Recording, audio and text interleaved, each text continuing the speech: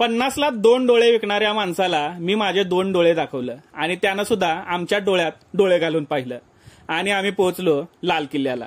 लाल किल्ल्याला पोहोचता क्षणी तिकीट घराकडे गेलो आणि 2 तिकिटांना बेघर करून आम्ही लाल किल्ल्याच्या प्रवेशद्वारावर पोहोचलो.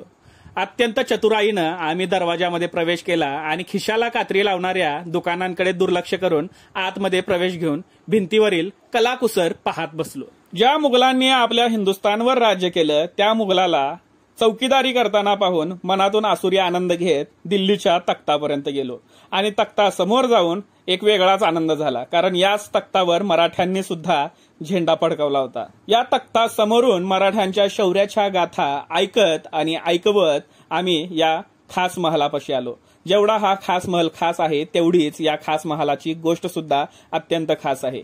आता हे जे छप्पर दिसतंय ना, हे छप्पर पूर्णपणे सोने आणि हिरे माणिकांनी बनलं होतं. ज्या वेळेला मराठ्यांचा झेंडा दिल्लीवर फडकला त्यावेळेला आर्थिक चणचण सुद्धा तितकीच होती आणि आक्रमणं सुद्धा तितकीच वाढत होती आणि त्या आर्थिक चणचणीला आणि परकीयांना परत पाठवण्यासाठी मराठ्यांनी या छपराचं सोनं आणि हिरे माणिकं विकून टाकली आणि आपली दिल्ली वाचवली. इथं आपल्या धावपळीचा अंत होतो आणि लाल किल्ल्याचा सुद्धा.